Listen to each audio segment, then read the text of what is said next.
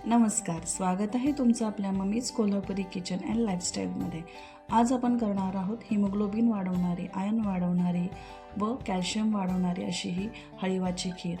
भरपूर लोहयुक्त, कॅल्शियम, बी कॉम्प्लेक्स आणि विटॅमिन्सने युक्त अशी ही हळीवाची खीर आपण तयार करणार आहोत। शक्यतो ही थंडीमध्ये करतात, पण आपल्या केस वाढायचे प्रॉब्लेम्स असतील, हिमोग्लोबिन कमी झाले असेल तर आठवड्यातून 1-2दा घेतली तरी काही हरकत नाही आहे। चला तर आपण सुरू करूया।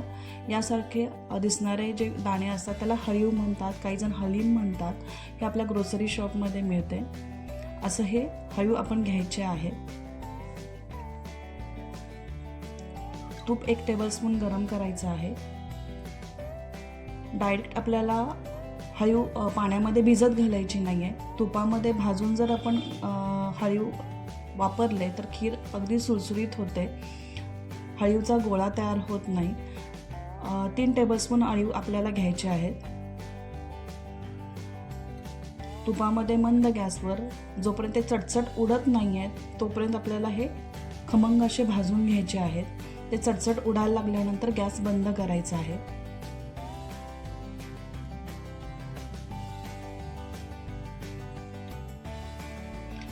ही खीर बाळंतिणीला सुद्धा देतात।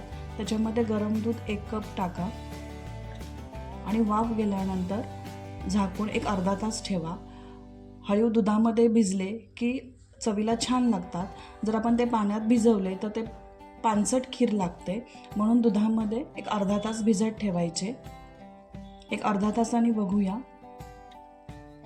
हळीव छान फुगून डबल झालेले आहेत आणि मोकळे झालेले आहेत। जर आपण ते तुपामध्ये नाही भाजले तर त्याचे मोकळे होणार नाही।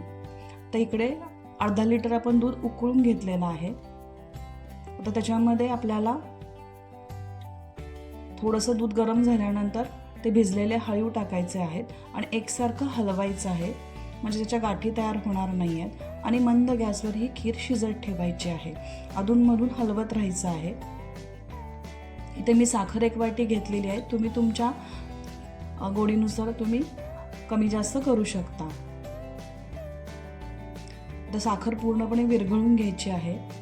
इथे तुम्ही गूळही वापरू शकता, फक्त गूळ खीर अगदी नॉर्मल टेम्परेचरला आल्यानंतर आपण त्याच्यामध्ये गूळ मिक्स करता येतो, नाही तर खीर फुटू शकते, म्हणून मी इथे साखर वापरलेली आहे। आता इथे मी बदाम पावडर 3 टेबलस्पून घातलेले आहेत।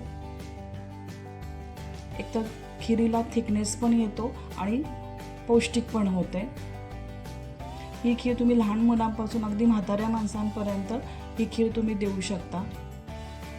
फक्त उन्हाळ्यात तुम्ही जास्त प्रमाणात देऊ शकत नाही, हिवाळ्यात मात्र तुम्ही आठवड्यातून एक दिवस आड दिली तरी चालेल। आता व्यवस्थित ते बदाम पावडर शिजवून घ्या।